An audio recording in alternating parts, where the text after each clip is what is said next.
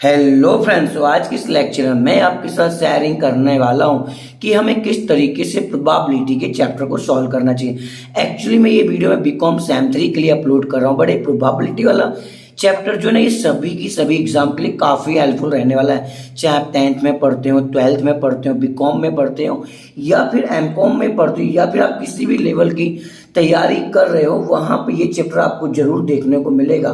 So first of all मैं आपको बताना चाहूंगा कि अगर आपको प्रोबेबिलिटी चैप्टर को इजीली सीखना है तो हमें सबसे पहले इनके फॉर्मूले आने चाहिए। तो यहाँ पर मैं आपको एक एक करके फॉर्मूले एक्सप्लेन करूंगा, उसके बाद में उससे रिलेटेड आपको सम सिखाने वाला हूँ। सो पूरा वीडियो आपको एंड तक देखना है, कहीं पे भी स्किप नहीं करना है। अगर आप वीडियो पहली बार आए तो वीडियो को लाइक एंड शेयर करना ना भूलें। अगर आपने अभी तक हमारे चैनल को सब्सक्राइब नहीं किया तो सब्सक्राइब कर लीजिएगा, और मैं चाहूंगा कि इस वीडियो को अपने मैक्सिमम सभी फ्रेंड्स के बीच में शेयरिंग कर दीजिए, बिकॉज अब इस वीडियो को देखने के बाद प्रोबेबिलिटी का कहीं से भी सम आएगा ना, आप उसे इजीली सॉल्व कर सकते हैं। सो स्टार्ट करते हैं आज के लेक्चर की।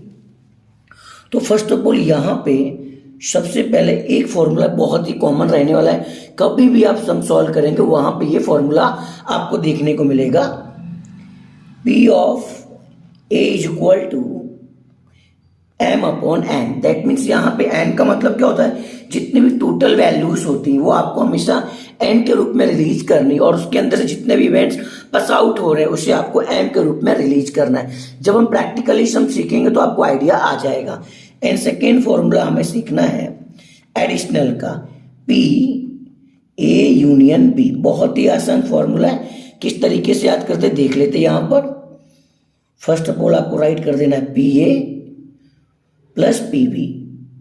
यहां पे यूनियन का मतलब प्लस रहेगा, एंड लास्ट में आपको राइट कर देना है PA intersection B।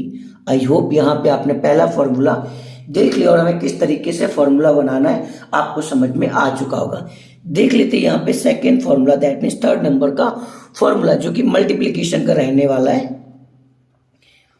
P A intersection B। बहुत ही आसान है, फिर से आपको कट कॉपी पेस्ट करना है। PA प्लस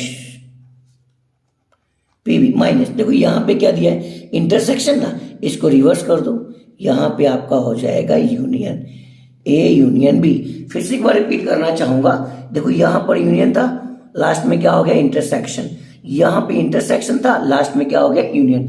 उम्मीद करता हूं कि दोनों के दोनों फॉर्मूले आपको समझ में आ चुके होंगे। नेक्स्ट देख लेते हैं यहाँ पे हम डिफरेंस इवेंट का फॉर्मूला, जिसे हम हिंदी में कहते हैं अंतर घटना और गुजराती में कहेंगे तफावत घटना। ये रहा हमारे पास फॉर्मूला PA माइनस B। इसका मतलब क्या होता है, A घटे परंतु B ना घटे, तो यहां पे इसका फॉर्मूला हो जाएगा PA minus A intersection B। अब कैसे बना फॉर्मूला, देखो यहाँ पर B के आगे क्या लिखा है, माइनस लिखा है, दैट मीन्स B नहीं घटने वाला है। तो A के आगे तो कुछ लिखा नहीं ना, तो यहाँ पे आपको क्या करना है, PA minus A intersection B। In short में बताना चाहूंगा, माइनस को आपको इंटरसेक्शन में कन्वर्ट कर देना है, बहुत ही आसान हो जाएगा। इसको रिवर्स कर देता हूं मैं यहाँ पर,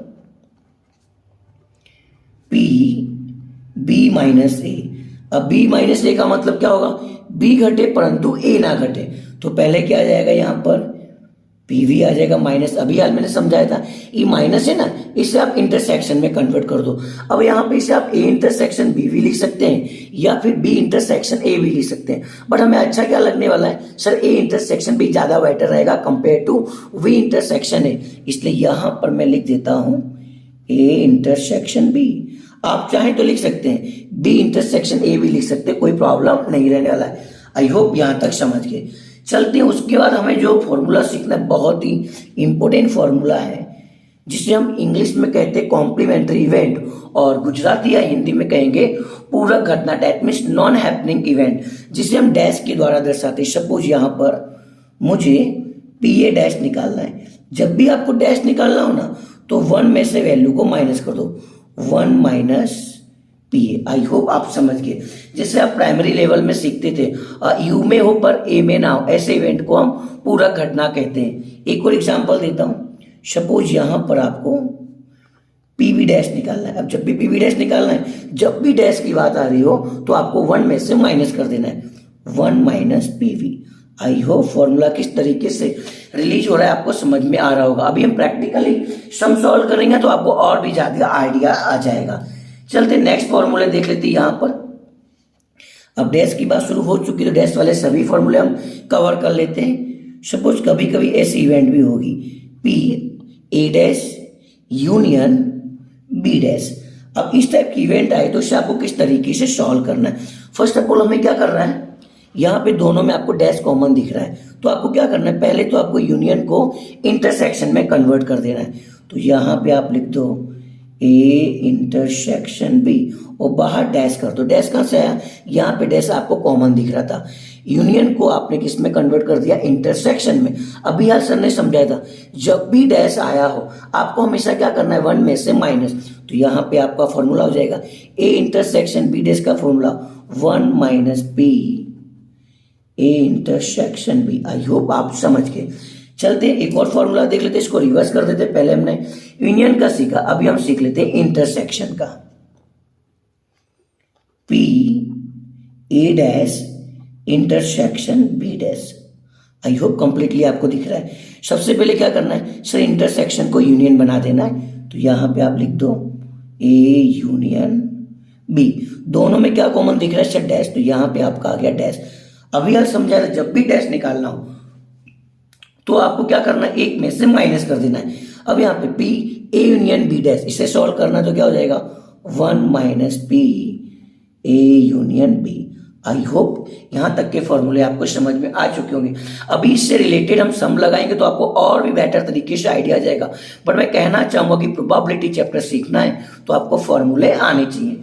देख लेते हैं नेक्स्ट फॉर्मूला आने वाला है कंडीशनल प्रोबेबिलिटी, जिसे हम हिंदी में कहते हैं शर्ती संभावना। अब उसे हम किस तरीके से सॉल्व करेंगे, ये रहा कंडीशनल प्रोबेबिलिटी का formula, P A oblique B. इस तरीके से लिख के आएगा, बहुत ही आसान फॉर्मूला, ध्यान से देखिएगा। ये ऑब्लिक है ना, इसे आपको इंटरसेक्शन में बदल देना है, P A intersection B. I hope आप समझ गए। अपॉन में क्या करना है, लास्ट में क्या लिखा है बी ना, इसलिए आप अपॉन में लिख दो पी बी।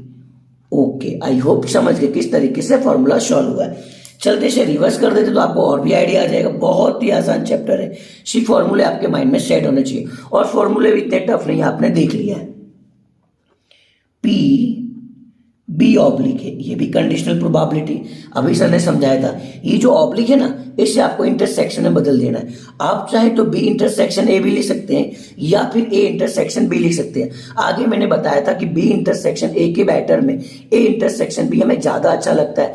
बट अगर आपको बी इंटरसेक्शन ए लिखना है तो आप लिख सकते हैं, कोई प्रॉब्लम नहीं रहने वाला है। सो मैं यहाँ पे सॉल्व कर देता हूँ। ऑब्लिक कन्वर्ट हो गया इंटरसेक्शन में, पी इंटरसेक्शन बी।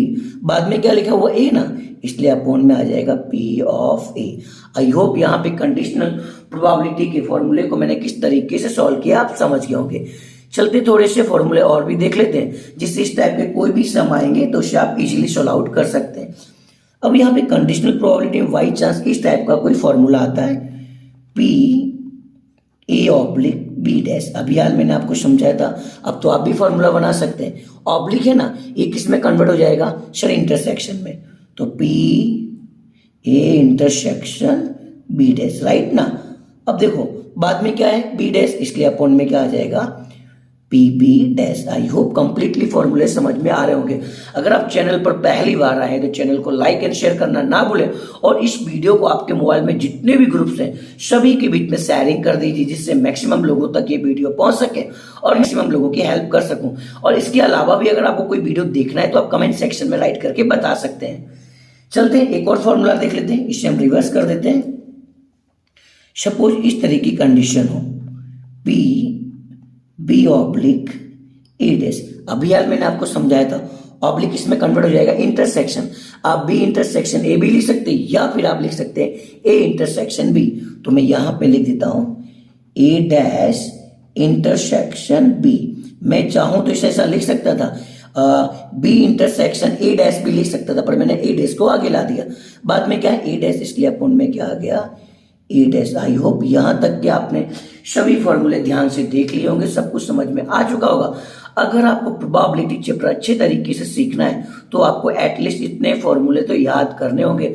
सो यहां पर मैं एक बार जस्ट सेकेंड के लिए रुक जाता हूं, तो आप चाहें तो इसका स्क्रीनशॉट ले सकते हैं या फिर आप कहीं पे राइट डाउन कर सकते हैं, जिससे कभी भी आप प्रोबेबिलिटी कोई भी सम को सॉल्व करेंगे तो आपको बेटर तरीके से सम सॉल्व करना आ जाएगा। एक बार फिर से बता देता हूँ, यस यहाँ पे आपने ओके, अभी सभी फॉर्मूले आपको दिख रहे होंगे, राइट ना।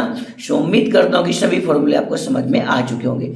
सो अब हम स्टार्ट करने वाले एक एक करके सभी के सभी प्रैक्टिकल सम। सो ध्यान से सभी के सभी सम देखिएगा, आपको एक ही बार में प्रोबेबिलिटी इजीली आ जाएगा।